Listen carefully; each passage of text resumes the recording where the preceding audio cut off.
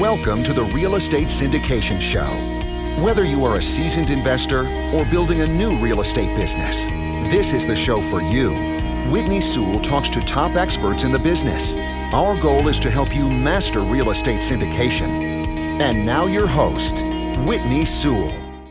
This is your daily real estate syndication show. I'm your host, Whitney Sewell. Today our guest is Ashley Wilson. Thanks for being on the show again, Ashley.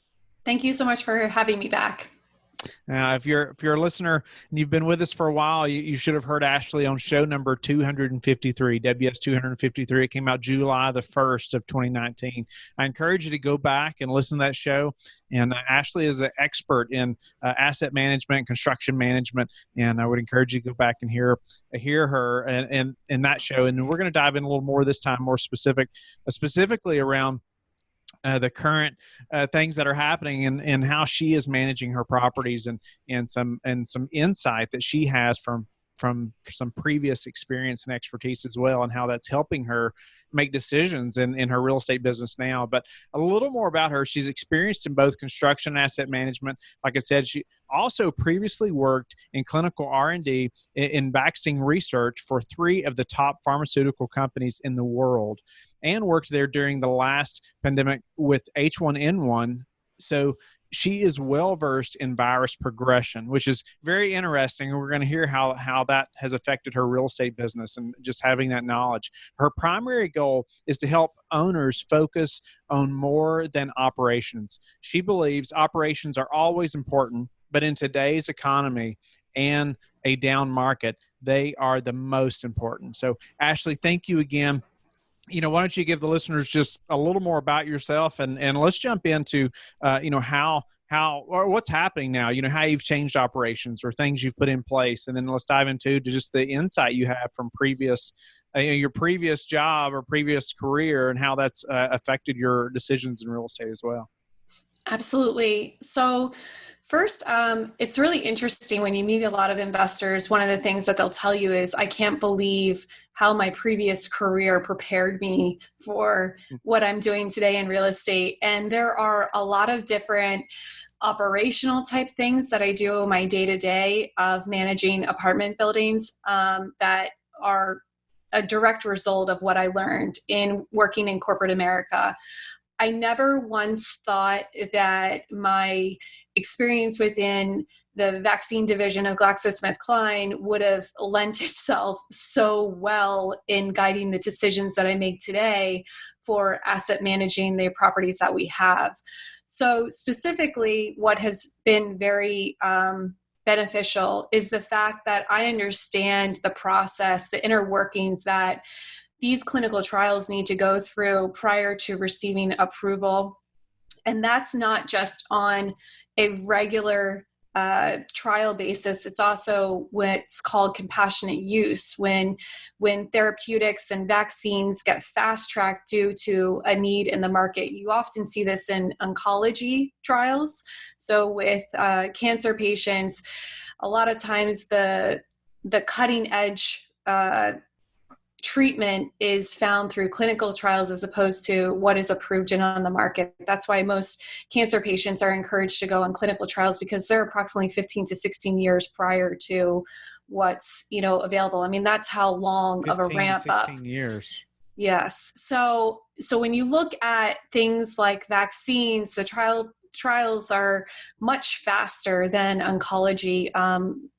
Primarily due to long-term efficacy and safety data is not as stringent in oncology.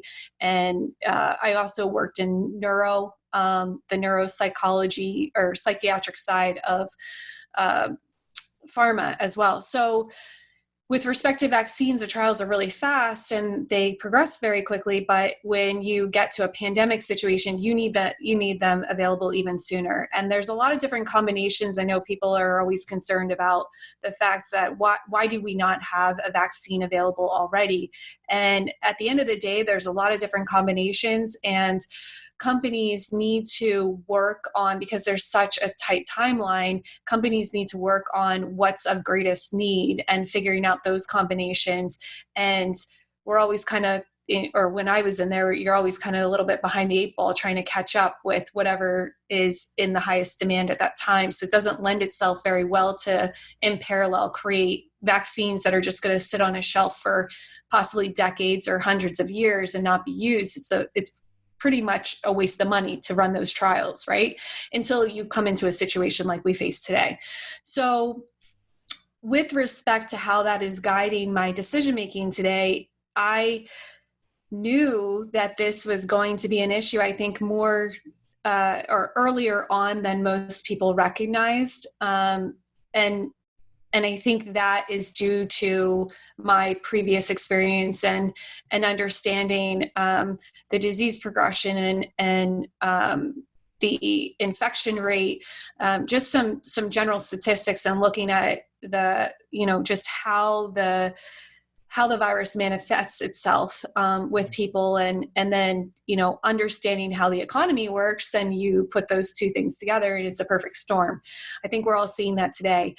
If you backtrack to the end of February, I was in Best and Final in 2 apartment buildings, and they were making the decision first week of March, and I contacted both brokers to give them a heads up saying, hey, at the end of the day, I love these properties, but ultimately, regardless of whether or not you select myself or someone else for that matter, the feasibility of due diligence is going to be a challenge for anyone, because going into units is putting not only your team at risk, but the tenants that are living there. There's going to be issues with vacancy and how banks are underwriting the debt. When they're looking at a T3, because you push that out and see how vacancy might be impacted. I didn't know at the time that we were going to have a national order of not allowing evictions, but I think that the brokers thought I was crazy. I know they thought I was crazy, and today, even just earlier this week, I got a call from one of those brokers just again thanking me and saying, I can't believe how well you called this. You were the only person who did call it. And the first, not the only person, but the first that he had heard of. So that, I think, saved the relationship too, because it's such a relationship-based business. I think that built up a lot of rapport with these brokers that, I'm a very competent person outside of apartments, and I'm not just, trying to find a way to delay closing. So today, that, that's on one side of the spectrum on how I operated on deals that were about to close.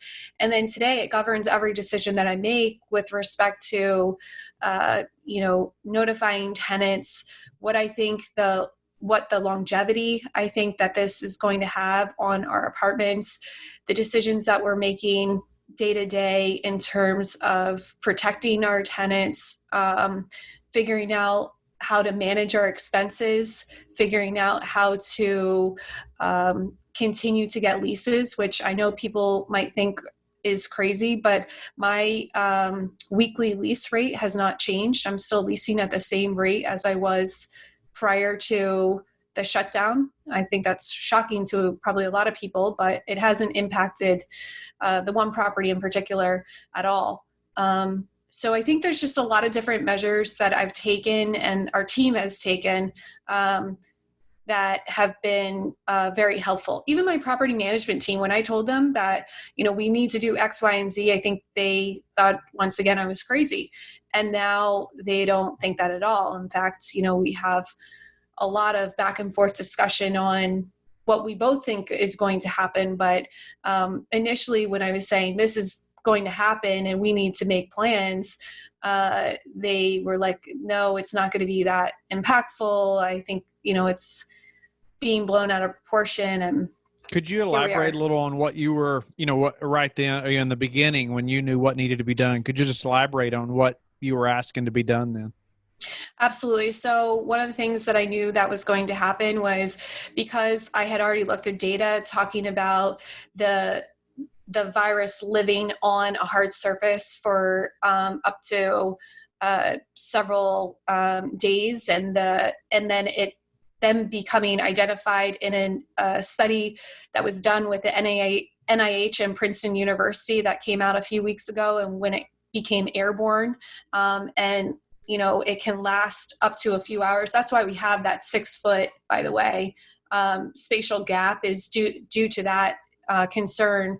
So, for example, closing down our amenities and common areas where people will congregate, making sure that we have limited access into the leasing office, which now we've just closed down. The leasing office has gone completely electronic there and leverage technology, making sure that we only have one space on this one property where people need to come and access it because it's the mailboxes and our laundry facilities. So ensuring that is wiped down regularly. And my property management team actually brought this up. I think it's an excellent point, is documenting those wipe downs, because we have liability exposure when you have a shared common area that's still open.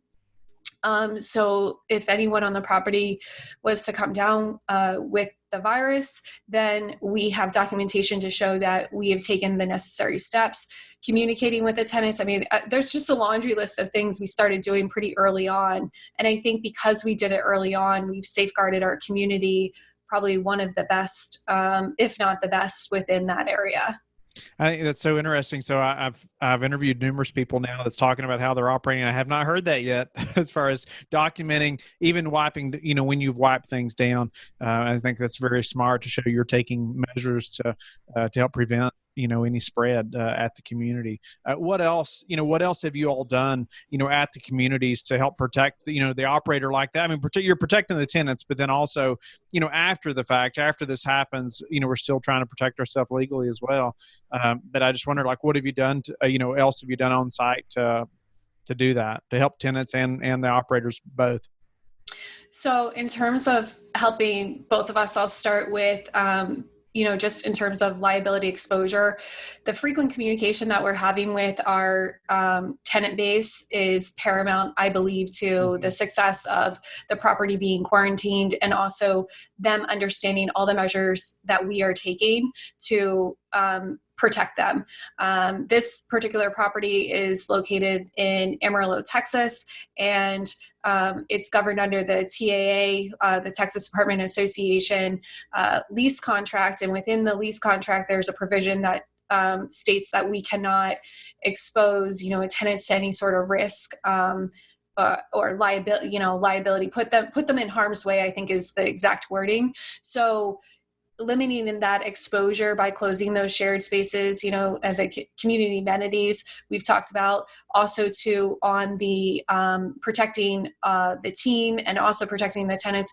We initially did a limited use of the leasing office. So it was only for emergency situations. We instructed people to call in advance, but we really wanted to limit the number of people who are coming in and out of the office. We've since now shut down the office, and we have our management team working from home. But at the time, at the onset, before there wasn't the shutdown, we really limited all the exposure that we would have in the leasing office. We, in terms of additional steps on our team on the maintenance side, we are only handling emergency requests. I think that's commonplace across owners. I think that's a no-brainer. But the more importantly, I think, is the communication to the tenants on why we're doing that. We want to protect them and we want to protect our team. It's a two-pronged approach. And I think that you really have to be very clear on what you're doing and why you are doing it. And I think the why is sometimes missed off on those communications. And I think that creates a little bit of, anger from the tenants if they don't understand why you're doing it.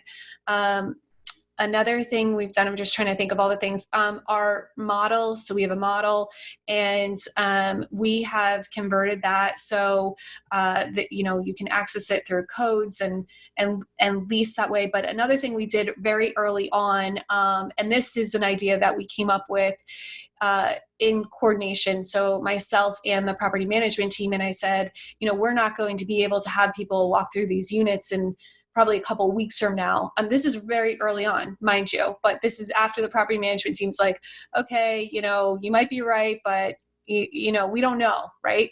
And I said, no, I know that this is going to happen. It's going to be, it's going to be very difficult to manage this. So the property management team came up with this idea. We already had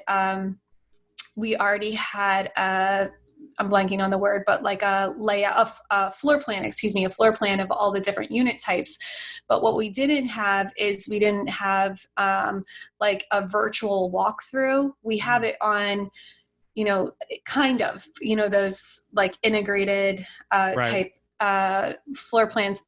But with respect to actually seeing the unit, we didn't have that. So what we typically do is we show someone the model, but we also show them the unit type that they're interested in. With respect to what we're doing now, they can access the model, and the model gets cleaned down and it gets documented as well. But the other thing that we do too is with respect to the different model types, before we closed down, we had our management team go in and video a walkthrough of every single unit type. So if they want to if they're interested in a different unit type than the model, and they want a better visual than the floor plan is presenting to them, they can still see it through this video. And I think that has helped us too with leasing. We also changed our special that we're running right now. So this market is a very heavily concessed market. I don't understand why, but it's a very competitive market. And we have always been competitive with the concessions. We've been right in line with all of the other apartments in that community, but we have taken an even more aggressive approach to show longevity. So we are now extending our special not only for the first month, but for the second month too.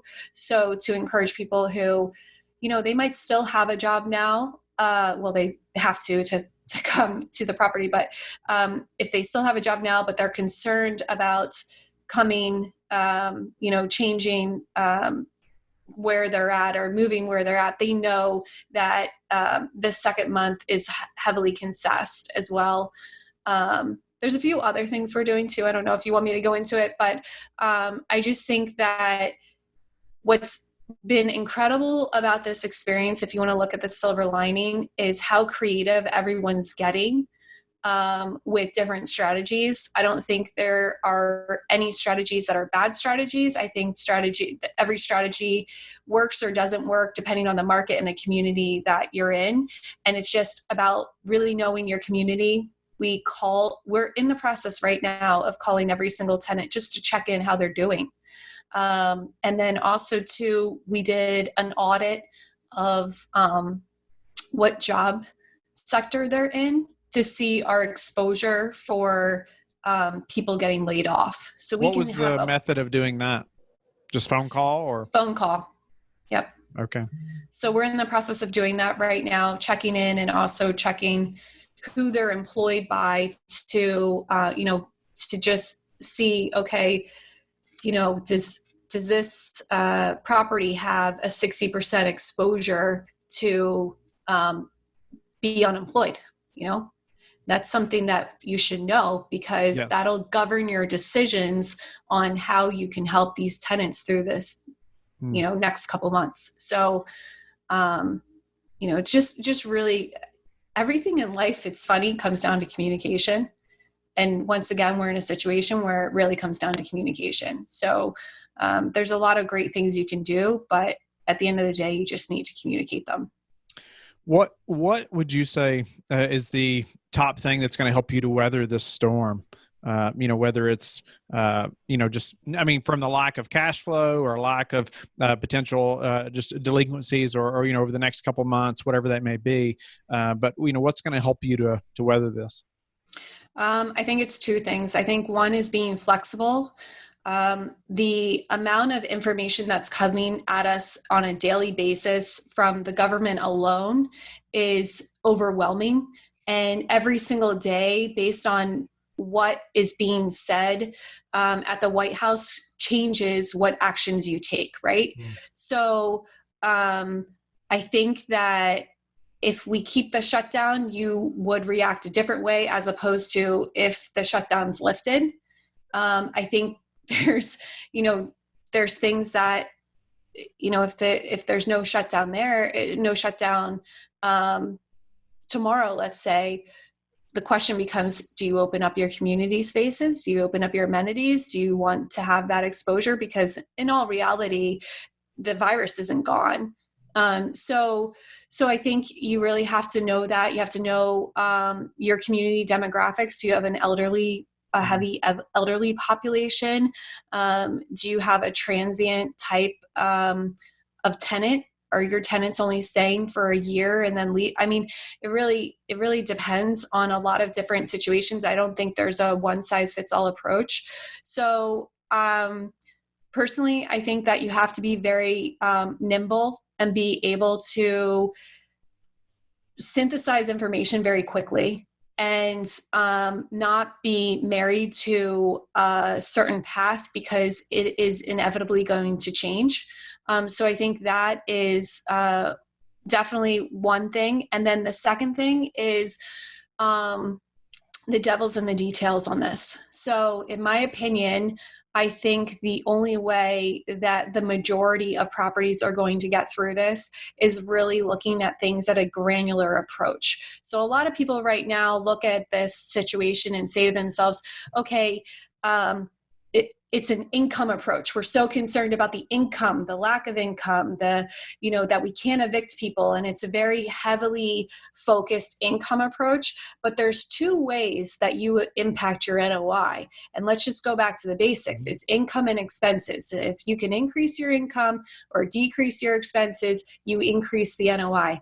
Ideally, you'd like to do both. In this situation, you might not be able to do it. So on an income approach, we're still doing the things. We're attracting new tenants. We're giving incentives for people to stay at the property. We're contacting people who previously gave us notice to vacate and see if they want to, change their mind and stay at the properties. Give incentives to keep a strong tenant base in place. Ideally that's what you want to do.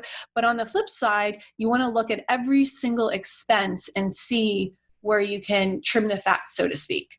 That doesn't necessarily mean laying off your entire boots on the ground team, your property management team. It means literally looking at every single expense item that you have and seeing what can we trim down during this process.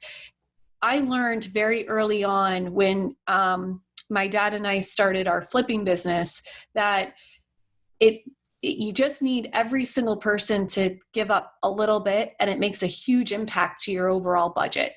So, if your expenses are $100,000 a month and you can get everyone to come down about 10%, which really isn't that much when you look at every single item. And in this state of the market, I think a lot of people are open to that idea of coming down 10% because, to be honest, it's 10% or it's nothing, right? And because a lot of people are judging between, should I come back down 10% or is this person going to go look for someone else to do what service I'm providing for them, right? And if everyone can be flexible and come down 10%, I mean, that's 10 grand you save right there. Right. So that gives you a little bit more flexibility in terms of the people who are not paying their rent. And that's the whole idea, is everyone gives up a little and we all gain a lot. It's when people are, very, they can't give up or they're unwilling to give up. That's when, you have to look elsewhere. What are some of the ways you've cut expenses, or the things that you've found going through that process, in so much more detail potentially, and what have you been able to cut? So we are going through, when I tell you we're going through line item by line item, I mean every single thing, even our utilities. We're contacting the utility companies, seeing what options we have for delaying our payments and, pushing them out over the year. A lot of companies actually already have programs in place where you can do that. A lot of people just don't know to ask, where you can push out your payments, even if you have to pay interest along the way, it's still, especially in this situation, it might be more advantageous to do that. We see Fannie and Freddie kind of taking a little bit of that approach right now. But the idea is that if you go through and you look at landscape and you look at all these different things, someone might be able to just trim 10% off without changing your service. So that's the first approach. The first question you ask is, okay, let's say I'll use landscaping, for example. I need you to come down by 10%. This is the number I need to be at. If they say no, then, and they can't, then you look at what they're doing and look at what you can trim from what they're doing. Okay, 10%, let's break down this budget of where this is. I mean, you should already have a budget breakdown of every single thing they're doing, but let's just hypothetically say you didn't do that to start with. Let's say, for example, they have tree trimming in there and they're doing it on a monthly basis, but you could push it out quarterly. The trees aren't growing super fat. Like, come on, right? So anyway, you look at once again, the devil's in the details. You look at the details and you see where you can trim, and you say, no pun intended, and you look to say, okay, all right, I'm going to take out the tree trimming and we're going to push it off, for 3 months or so. And then you literally go through every single line item and do the same. If you meet someone who's unwilling to do that, there are a lot of people right now looking for work. I don't think you're going to have a problem finding someone who is going to be more agreeable to negotiate a new rate and secure some business. So, I mean, at the end of the day, you don't want to have a max exodus of your service providers, but at the same time, you also don't want to have your property foreclosed on. So, yeah, there's a delicate balance there. That's great advice. And I haven't heard anybody else talking about that either, actually approaching even the utility companies and saying, hey, can you all work with us? And what can that look like over the next few months? And what options, at least asking what options do we have, right? I was just going to say, everyone's so focused on how to pay the mortgage. But at the end of the day, people pay the mortgage first. The mortgage isn't going to be the thing that doesn't get paid. If it does, you're in a whole other host of problems. Right. I mean, the things that don't get paid first, what you're going to go through are all these fringe type services that are being done on the property. And then it'll be the utilities, and then it's your mortgage, your tax, and insurance. So in terms of priority, the lowest on the totem pole are the things that most likely will be flexible, but you should still also talk to your service providers and your mechanical type people. Just a couple of questions before we run out of time, Ashley. But how has all of this changed how you will move forward, or maybe do some things differently? One thing I definitely will do differently is I'll think about reserves when purchasing a property differently. So I have an approach that I've historically taken on how much reserves you should have in place when you acquire a property. I think historically, if you look at all of the events that we've had to date, those reserves would have been sufficient. But when you look at the potential impacts that today, the coronavirus can have, I don't think anyone, I'm sure there are other people, I shouldn't say that. I don't think most properties today are positioned well with how we did reserves previously. So that's definitely one thing I think that is a lesson learned that everyone should be taking from this. Do you have a way that you're going to calculate that? Or I ask everybody that brings up reserves. So I was, and nobody really has a good way of saying this much, but do you have some way that you calculate that? So what I do is I look at, the occupancy in the area, the expenses, and I see what it would take to cover a property for a certain period of time, given different factors and job diversity in the area, recession resistance. It's a whole host of components that I'm looking at? And then, am I pushing the rents really hard? Do I foresee a recession coming at that time? I mean, everyone said, that a recession was on the horizon, but this virus could have come at any time. It could have come at any time in the market cycle. And that makes it interesting because it just so happened to coincide with when we were overdue for a recession. And I don't think that you should lose that learning that it could have come at any time. Yeah. And all these other indicators, the one thing that, going back to something I learned in pharma though, is that pandemics typically happen on a 4-year cycle. So a lot of people say it's a government conspiracy because it always coincides with the election. And it just so happens that, an election year, it just so happens that typically that happens. But if you look at the overall, different combinations of influenzas, they typically go on a 4-year trajectory, which is in and of itself interesting. But just to keep in mind that there are other things outside of the normal factors that people look into to come up with your reserves. Unfortunately, we're out of time, Ashley, but tell the listeners how you like to give back.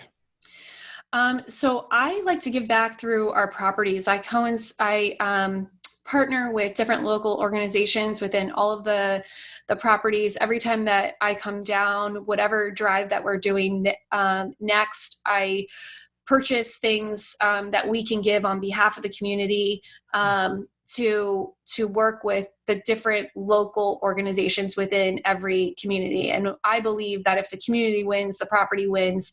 And it's just the way that I think that everyone should do business. So that's how I like to really have an impact on every property besides just improving the particular property. I like to improve the community too. That's awesome. Thanks for sharing that. And tell the listeners how they can get in touch with you and learn more about you. Yes. So you can go to badashinvestor.com. So it's BADASH investor, INVESTOR.com. And from there, you can link to all the different companies that I have. But in addition, I just created another website, mfops.com. So multifamily ops, that's what MF stands for, mfops.com.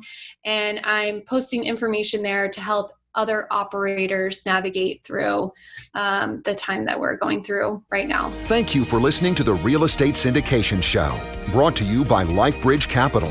LifeBridge Capital works with investors nationwide to invest in real estate, while also donating 50% of its profits to assist parents who are committing to adoption. LifeBridge Capital, making a difference, one investor and one child at a time. Connect online at www.lifebridgecapital.com for free material and videos to further your success.